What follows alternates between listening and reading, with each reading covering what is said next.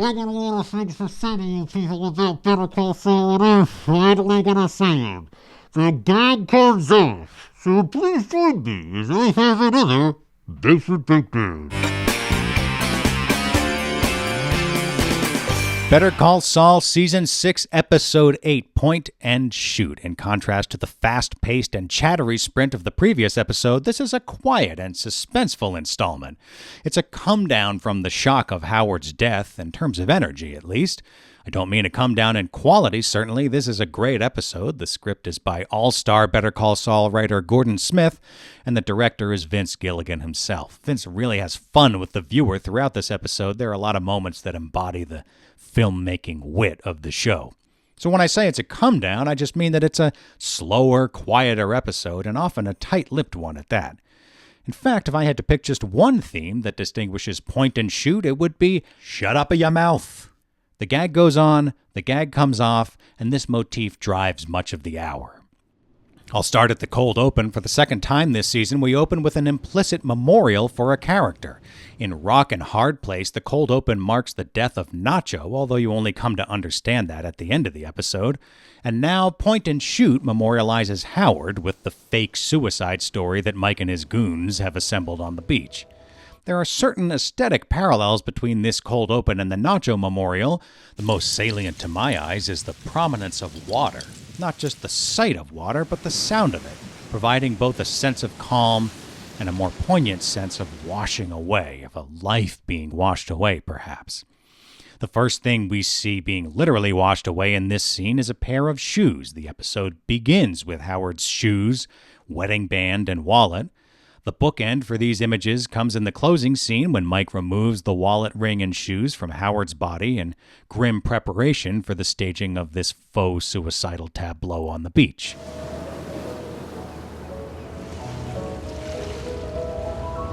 As the camera pulls back, the sound of the surf is joined by this faint bubble of piano music. It's a slow crescendo, and then a sudden cut to the interior of the car brings the soundtrack way up.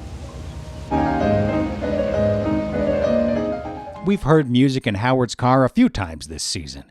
Beethoven's Piano Concerto No. 5, the Emperor Concerto, plays during the valet parking mini-heist in Rock and Hard Place.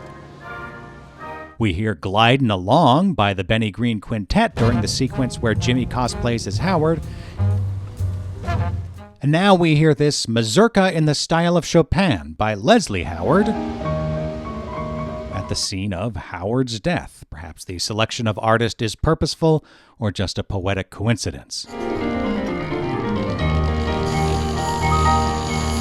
These pieces of music are all full of life. They suggest the life that Howard leads or aspires to lead when he's not being tormented by Albuquerque's own Bonnie and Clyde.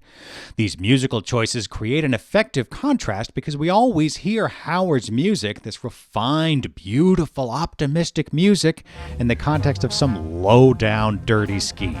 We hear the sound of Howard's inner peace as Jimmy and his associates work to undo it. Now, in this funereal cold open, we have the most poignant contrast yet. This mazurka bubbles with spirit. It can hardly restrain itself. It's full of momentum. Yet, after only a few seconds, there's an abrupt cut to the long shot, and the music drops to only the faintest suggestion on the soundtrack. The momentum's cut off. We hear the sound of Howard cut off prematurely, the sound of him becoming a memory. We sit with that feeling for a moment. And then a lone seagull crosses the frame. That is a picture that makes you feel something. Granted, a seagull over a desolate beach at sunset is not the most groundbreaking stuff for a contemplative post-death scene, but these things are a cliche for a reason, and when rendered by a conscientious artist, they can make you feel things, and I'm sorry this cold open makes me feel something. It gives us an opportunity to reflect on the passage of Howard in a way that his sudden murder at the end of the previous episode did not. Any sense of peace that we enjoy is a brief one, because after the palate cleanser of the credits sequence, Point and Shoot picks up where the last episode left off. From the sea and setting sun, we now return to flames and a river of blood. Kim and Jimmy are in shock, obviously, and to be more specific, they are unable to speak. In this episode's first shot of the pair, we see them covering their mouths in horror.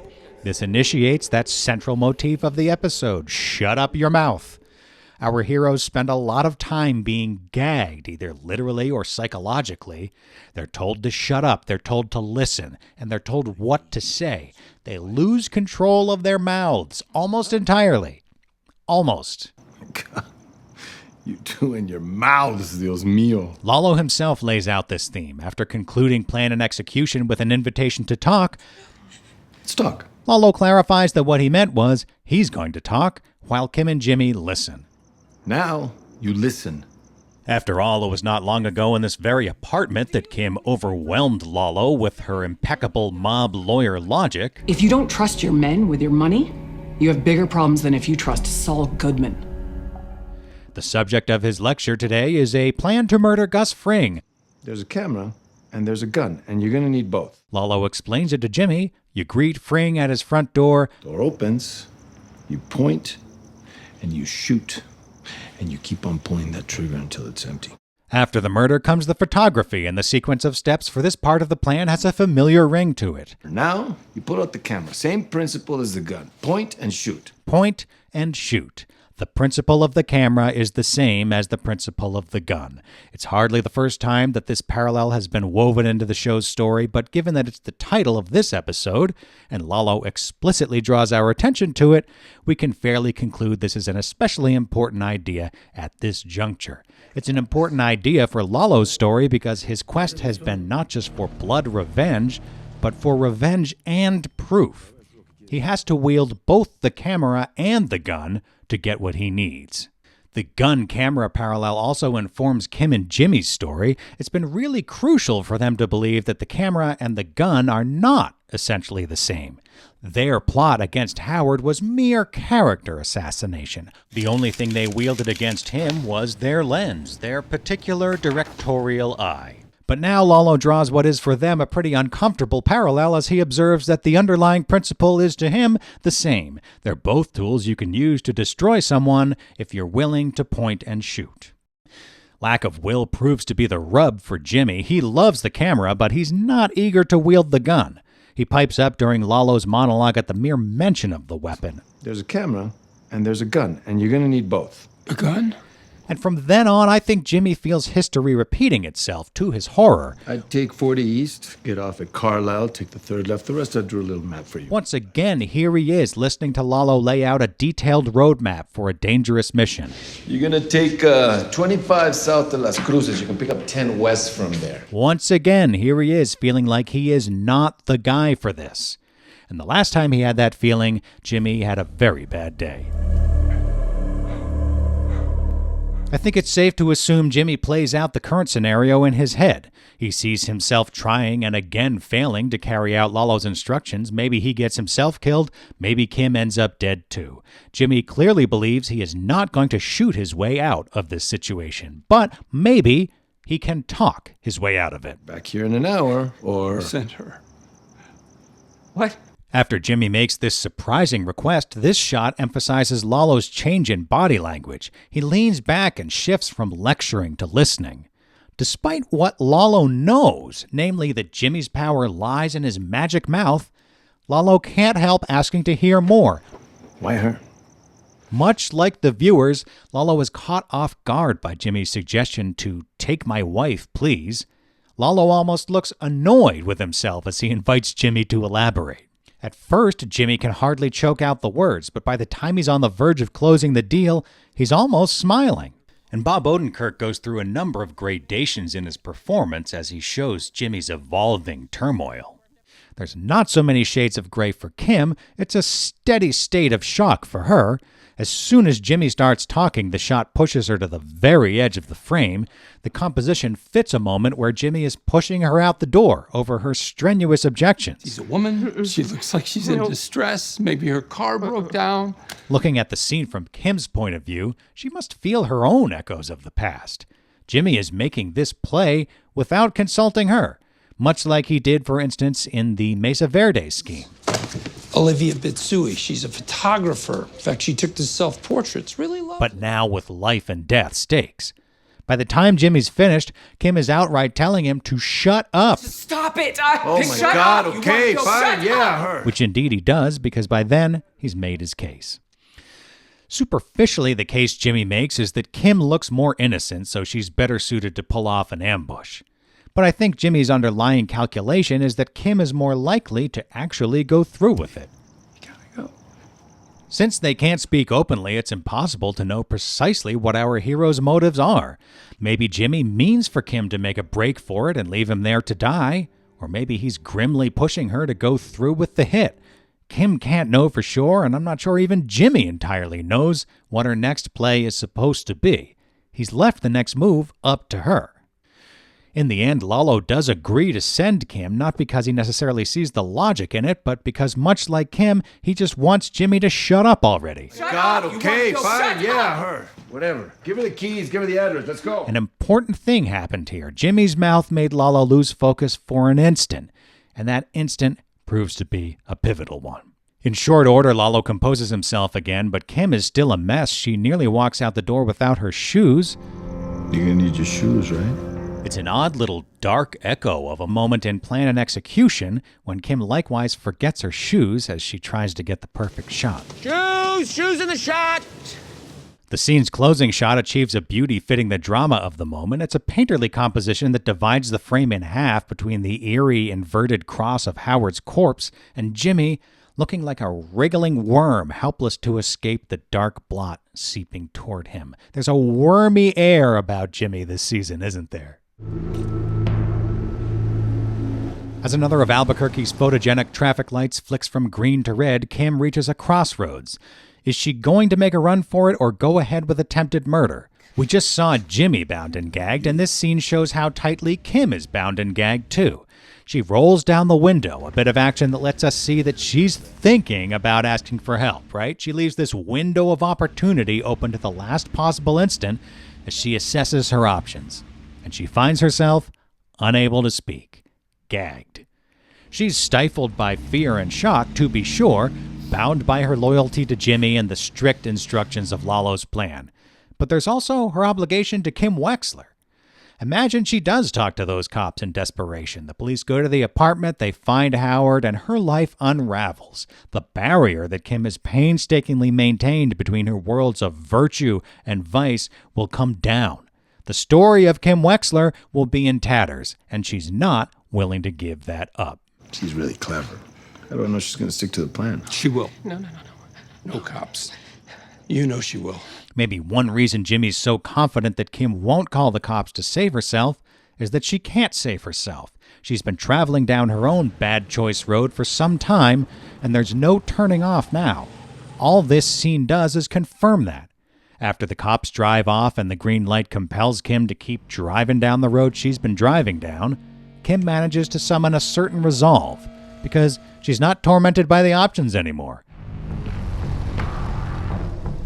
Kim's approach to the Fring residence is clearly meant to evoke Walter White's own abortive assassination attempt on Breaking Bad. Kim parks on the same street corner as Walter does. She's armed with the same gun as Walter, a snub-nosed revolver. 38 special, snub nose. And she appears in this ominous overhead shot, just as Walter does in his scene. But there's a key difference in the timing of the shot in the two different scenes. On Breaking Bad, this eye-in-the-sky shot concludes the scene, and it punctuates the moment after Tyrus calls Walter to tell him simply to go home. Go home, Walter. That pointedly anticlimactic phone call reveals that Fring's team had eyes on Walter the whole time, and this looming shot is used to create a sense of the godlike surveillance power that Fring apparently wields, and which has caught Walter by surprise. In Kim's scene, we get this bird's-eye view shot very early, as soon as she steps out of the car, which is fitting because Fring's spy operation is now well established for the viewer, right? It's not going to be a big reveal. It's a premise of the scene that we know going in. We feel her being watched with every step in this scene.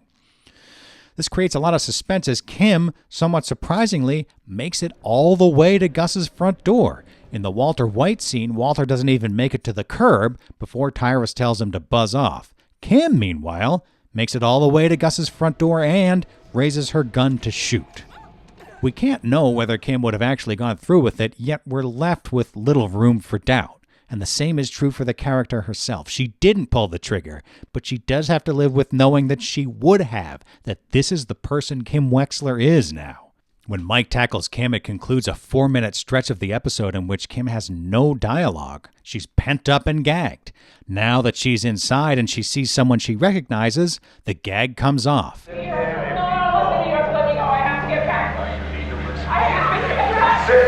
Still, all the panic comes exploding out of her with such force, it's unintelligible. Fortunately, certified Reiki master Mike is on hand to create an air of soothing calm. now you take a deep breath. Nothing's going to happen here until you calm yourself. In this episode, nobody wants to let Kim and Jimmy have control of their mouths. Understandably so. Look at the mayhem they've unleashed with all their smooth talking. If there's anything that Lalo and Mike can agree on, it's that these mouths need to be kept in check. So from here on out in this episode, Kim and Jimmy never get to drive the conversation. Instead, they are told how and when to speak. He is there with Jimmy. Selling markers at your apartment? Yes, he sent me. He wanted to send Jimmy, but then he sent... After Kim drops the bombshell that she and Jimmy have been hanging out with Lalo back at their apartment, Mike asks the natural follow-up question. Jimmy, but then he sent me. To do what exactly? And with Kim's reply, we get one of those little flourishes that makes me love Vince Gilligan. Here's this intense interrogation scene. It's fueled by Kim's barely contained panic and Mike's deepening alarm. The mood is urgent, dramatic. Mike asks her, "Why were you sent here?" He asks her twice. What were you supposed to do here? There's a beat of anticipation, and then with one gentle camera move, Vince pivots into comedy. Shoot him. From this wide shot, the camera pulls back a bit wider yet to reveal Fring's double to us at the same time Kim appears to notice him for the first time. She points him out so soon after he slides into the frame that the viewer inevitably experiences a moment of confusion before perhaps recalling that this is one of Fring's stunt doubles. The reaction shot of the doppelganger is so great. He presents this "excuse me" energy, but without breaking character. "You were going to kill me?" It's how Fring himself might react, right? Understated, repressed. This guy is really committed to the role. And because Kim is the only one in the room who doesn't understand the mistake she's made, we get to enjoy the fun of knowing something she doesn't. One thing about Vince Gilligan, though, is that he doesn't like the viewer to feel like they have the upper hand for very long. With this shot of the fake Fring crossing his arms and bowing his head, Vince has refreshed our memory of Gus's doppelganger. But also, because it all happens so fast, we're a little off balance. The direction of the scene aims to keep us that way. When Mike emerges in the other house and converses with this other character, we're pretty sure, just not 100% sure maybe, that that's the real Fring, right? You heard all that. All right, you hunkered... Trouble is, somewhat conspicuously, this guy doesn't say anything in reply to Mike's instructions. And come to think of it, Mike's instructions make as much sense for a body double as they would for Gus himself. You hunker down here. The only glimpse we get of Fring's face is in this shot, which is just barely too far away for us to discern his features. All we can really make out is that he closes his arms and bows his head. But that's just what the other guy did. All this subterfuge in the camera work is a red herring. It's just there to tease you if you've lost your bearings. That is Gus. It's just that in this particular moment, because of the surprise that just happened, we might have lost track of where the real Gus is. And that's the way the director wants it. Over at the laundry, the thugs have gotten word that there's a party at Jimmy's house and everyone's invited, and Lalo is there to exploit the confusion he's created. When you're analyzing cuts in a cinematic work, the cuts between scenes are often worth special attention, and here's an elegant example. We have this shot of Lalo unscrewing a plate on the roof of the laundry, and then we cut to a new scene of Fring undoing his necktie. Compare the composition. Lalo's shot is a silhouette against a backdrop of cold beige gray, and a bright line divides the frame about halfway across. Cut to Fring. A silhouette against the same tone of beige. A bright line divides the frame at the same spot. Compare the audio. The hum and inconsistent flutter of the fan at the laundry is echoed in the hum and inconsistent flutter that forms the basis of the soundtrack for Gus's scene. Compare their actions. Undoing a screw, untying a necktie. They're both of them taking something apart. These are all pretty subtle choices, to be sure, but they combine to carry a mood across the cut between the two scenes. Lalo and Gus are placed in a similar cinematic space, even if they're not yet in the same physical space. And by emphasizing this mirrored pair, the show hints that we've entered a chapter of the story that will resolve the tension between these two characters. After he removes his tie, a wide shot gives us this striking image of Gus standing before a sliver of light. It reminds me of Nacho earlier in the season, gazing out a similar opening in his window blinds. And although he's not literally looking through his blinds, Gus is essentially doing the same thing Nacho was, trying to glean a life-saving insight from a painfully limited view. Gus has so little to go on, and yet his careful internal review does uncover one piece of information that everyone else missed. He wanted to send Jimmy, but then he sent me. During Mike's interrogation of Kim, the two bombshell revelations are that Lalo is alive at the apartment and Kim was sent to kill Gus. Mike understandably fixates on these bits of information and fails to take note of a remark that Kim makes in passing. Me. He wanted to send Jimmy, but then he sent me. To do what exactly? Mike doesn't notice her remark, and the director doesn't really intend for the viewers to take note of it either. It's a pivotal line delivered as a throwaway. This misdirection preserves the sense of surprise when Gus circles back later to re-examine the detail that Mike ignored. Why did Lalo send you? This is a somewhat cryptic exchange between Gus and Kim over the phone. He didn't want to send me, not at first. He wanted to send my husband. It's not immediately evident to the viewer why Gus would be interested in the switch of assassins, because up until now, we've understood that switch as something that mainly happened between Kim and Jimmy, and that's how Kim describes it too, in terms of the dynamic between her and her husband. But my husband talked him out of it, because he wanted to get me out of there. But Gus considers what the story tells us about Lalo. Gus knows that a man of Lalo's cunning and intensity would probably not be talked out of his plan by a silver-tongued strip mall lawyer. He talked Lalo out of it. That's right. Yet, this switch of Kim for Jimmy clearly did happen.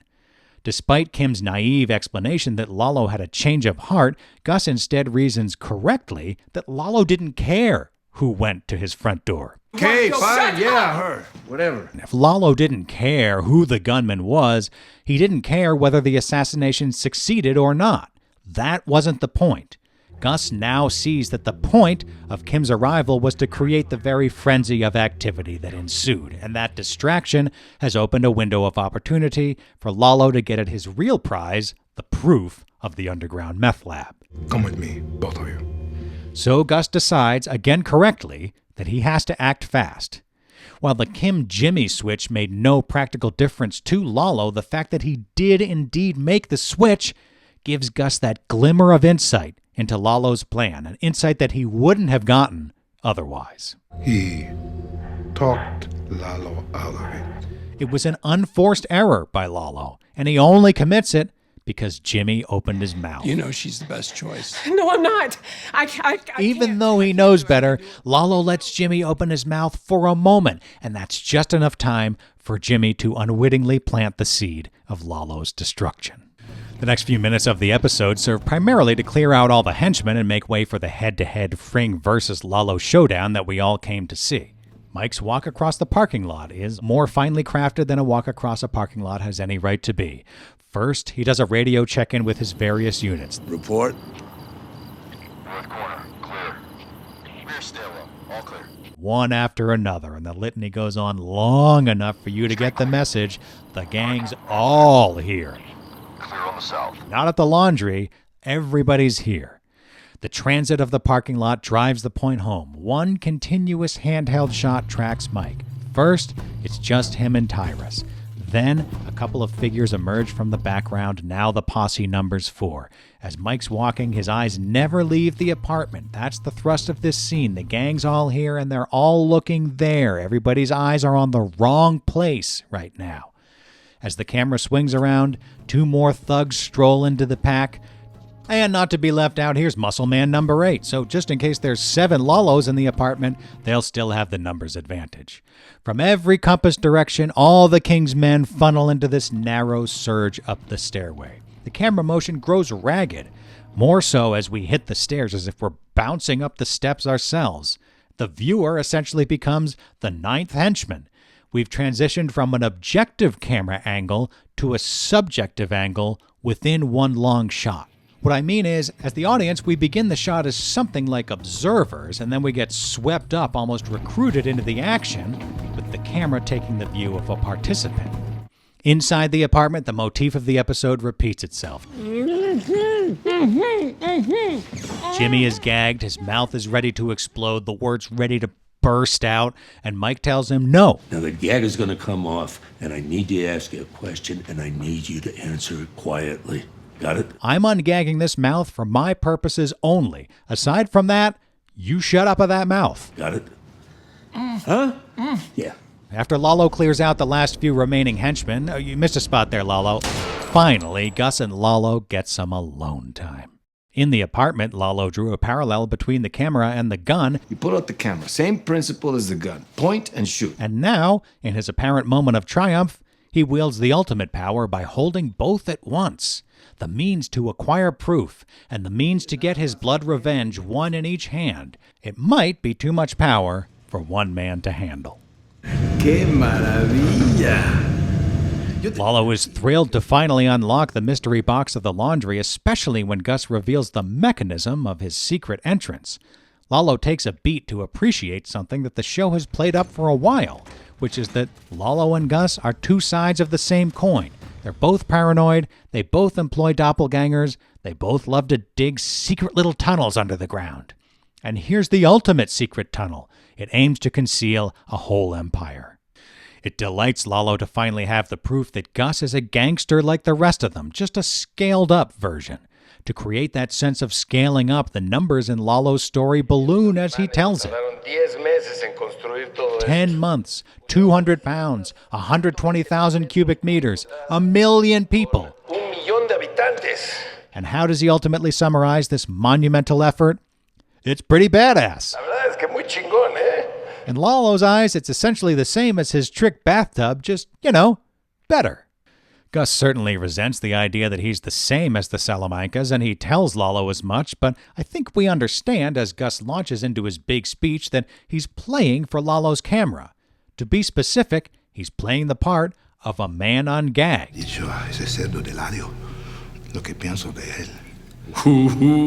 There's that idea again. Gus is playing a character who's been shut up so long, the words are ready to burst out of him. Finally, I can say what I've needed to say. Los Salamancas.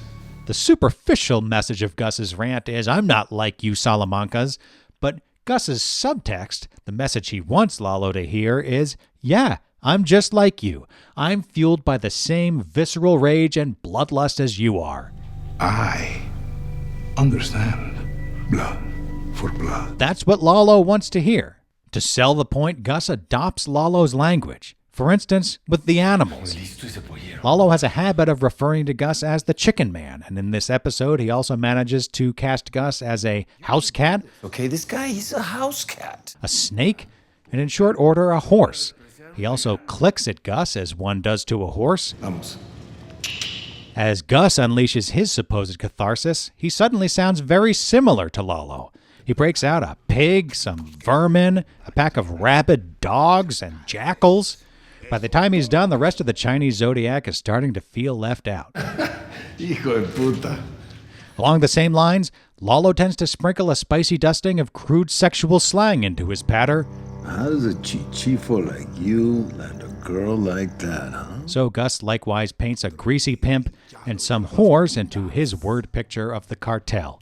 He speaks Lalo's language, and Lalo eats it up. Big talk. The speech is entertaining because although you can tell that Gus is hamming it up to distract Lalo as he prepares to make his final move, at the same time, Gus tells no lies, right? In particular, the final stanza of Gus's monologue feels totally free of pretense. He will know I buried every one of you. The position of the reflected light in Gus's glasses creates the appearance of flames in his eyes. That fire we feel is real, and the reaction shots indicate that Lalo feels it too. It's a beautiful shot. Look at the precision it requires. It comes at the moment when the viewer can feel we're on the precipice of action, because by now, Vince has methodically reminded us of all the practical pieces in play. Upon entering this basement, we get this shot of total darkness where Gus turns on the fateful lights with a prominent thunk. We watch Lalo fumble with the camera and the gun to plant the idea that his marksmanship might be compromised by his cinematography. We see the power plug with a rack focus to Gus's kickin' foot.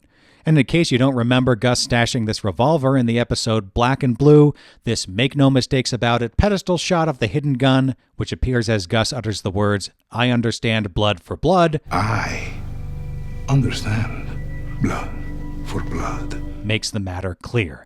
After that shot, everyone but Lalo knows what's about to go down.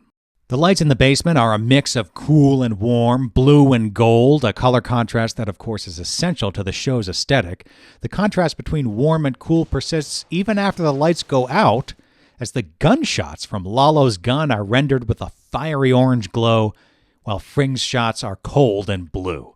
It's Better Call Saul's version of a lightsaber fight. And Gus emerges the victor, but how did it happen? Let's go to the videotape. Gus kicks the cord, sparks fly, and then, what's this? Oh no, Lalo has to put down the camcorder before he can get off a shot, and that is ballgame, folks. Your champion, one Gus Fring. And as for Lalo Salamanca, his passion for amateur home video is a weakness he won't live to regret. Why didn't Lalo see it coming? Well, the funny thing is, he kind of did. The fake way that Lalo was supposedly going to have Jimmy kill Gus parallels the actual way that Gus ends up killing Lalo. Let's review the Lalo crash course for murder. It's very easy. It's a revolver. It's already loaded. No safety. Step 1, hide a loaded gun, preferably a revolver. Be casual, like a stroll, you know? Keep the gun somewhere behind you where they can't see it. Next, allow your target to observe you through a lens. Convince him you present no threat. You step back. They look through the people. You're as innocent as can be. And finally, you point and you shoot. And you keep on pulling that trigger until it's empty. Which is exactly what Gus ends up doing. All right, folks, this next read is pretty subtle, but I really think I'm right about it, and I want to share it with you. There's a tangible element of Werner's revenge in Lalo's death. To set up this read, I want to remind you about the deer. In my analysis of the episode Black and Blue, I talked about how the deer head mounted on the wall of the German pub gave Werner a presence on screen in this scene that centers on Werner's widow. My argument was that the dead deer was positioned in the frame as a stand-in for the widow's dead partner. I'll link to the original breakdown down below, and you can decide if I'm full of it or not. I was pretty confident in that analysis, but I did wonder, why a deer in particular? I didn't really have an answer for that. Well, I returned to Black and Blue while I was working on this latest breakdown. I needed to review the scene in which Gus hid the revolver, and I just happened to take note of the name that's briefly illuminated in Mike's flashlight beam. Deer. There's a deer here too, and it figures the deer excavator that literally dug this hole could represent Werner, the engineer who figuratively dug this hole. That deer excavator appears again in this wide shot that concludes the gun stashing scene, and then what's the very next scene? It's the bar with the deer's head. Cool. This is esoteric stuff, no doubt, but the same image popping up in consecutive scenes did solidify my view that the deer is Werner. With that in mind, let's come back to point and shoot and look closer at the final showdown between Lalo and Gus. There's a suggestion of a certain third presence in the room. In the same way that the show might use a rooster door to suggest the looming specter of the chicken man, so does the deer provide a touch of Werner here. In this shot, for instance, the word is dead center in the frame. When Lalo makes his remark about the big hole, he looks at the tractor, and the barrel of his gun seems to point straight through the word deer. The deer also appears in the frame during the actual exchange of gunfire, present at the fateful moment, and then most compellingly, it appears in the immediate aftermath as well. Gus switches on this light that comes from the excavator itself. It casts a heavenly glow that overpowers the frame. And the deer is meticulously present. First, the logo is visible. Then the instant Gus obscures the logo, the word deer enters the frame. This shot is a rendition of the last thing that Lalo sees: Gus, the deer, and a blinding light. Okay, so Werner's in the mix of references here, but why? The final structure has strict requirements. Well, first off, this place is Werner's Sistine Chapel. It's the masterwork of a dedicated craftsman. I don't think he'd want to see it desecrated by the likes of the Salamancas. I think Werner is present here because it's a victory for the planners, the builders. I'm not saying Werner would be on Gus's side in this fight. Lalo hunted Werner and his friends, and Gus ordered Werner's death. I don't think the angel of Werner is looking down with love on either of them. But Werner was more like Fring. A project like this, many things can go wrong. He was a consummate, cautious planner, and so is Fring. It's why the two of them got along in the first place. And it's planning that wins the day. Gus's careful plans win against the ferocious onslaught of Lalo's improvised chaos. Once Gus figured out that Lalo was out for more than merely murder, he was able to anticipate that this moment down in the hole might come someday, and he plotted accordingly. That planning gives Gus the edge he needs in the end, just barely. To seal that triumph, the episode's final scene begins with a shot that again features that blinding light from above and an extreme close-up of the deer word mark, followed by this deer shovel digging the dirt for Lalo's grave. It's the last of Lalo's prophecies for Gus that ends up coming true for Lalo. I'll finish on the scene with Kim, Mike, and Jimmy in the bedroom. We settle into what is by now the established rhythm of the episode. Jimmy has something he absolutely needs to say, and Mike tells him to shut up. No, he said he was. He told me. You understand me. He is not coming back. Once they're properly shut up, Mike tells them what's going to come out of their mouths next. You tell the cops you saw him. He came here. Seemed like maybe he was chemically altered. The most striking thing about the exchange is how little work Mike has to do in terms of setting up their story. The pieces of the cover-up are already all in place. You keep telling the lie that you've been telling. Turns out when you put in all this effort to destroy a guy's life, a lot of that legwork comes in handy when his life is literally destroyed. Mike hardly has to do a thing. He already has all the lies he needs. There will be cocaine in the upholstery. That's the story you were setting up for this guy, yeah? As he comes to understand this, Jimmy's guilt and grief only deepen. Throughout the scene, Jimmy looks to Kim to see if she's feeling some of the same horror that he's feeling, and she doesn't look back at him once. Not once. Unlike Jimmy, Kim has already had to confront and accept her role as a bringer of death. She confronted it at the stoplight, and she accepted it when she lifted her gun to assassinate a stranger. Kim went out and faced the trial of the soul that Jimmy refused. Why are you telling me this and not him? Because I think you're made of sterner stuff. If it was already true before that Kim is made of harder stuff than Jimmy, it's doubly true at this moment. She is armored up. And the difference in their attitude is captured by dialogue near the end of the scene. None of this ever happened. Mike emphasizes that none of this ever happened, and then he makes them answer him out loud. Understand? Say it out loud. I need to hear it. Jimmy says, We understand. And Kim says, It never happened. The language on the page of the script is quite simple, but you hear the nuance on the screen, don't you? They both assent, but not in the same way. Jimmy says, I understand, like someone who knows what he needs to do, but still coming to terms with doing it. It never happened. Kim, she's already doing the cover-up. It never happened. Mike picks up on this difference as well as the audience does, which is why he focuses all his coaching efforts on Jimmy. Because as Jimmy watches the crew stuff Howard Hamlin into a refrigerator, you might say he's a bit like a deer in the headlights. No, you wouldn't say that. That is too far even. I can admit that. I'm sorry. Sorry. Hey, if you made it this far, you probably had a good time, so why not click subscribe and ring the bell and, click all the things that guys like me ask loyal viewers like you to click. You know I love you. So long for now.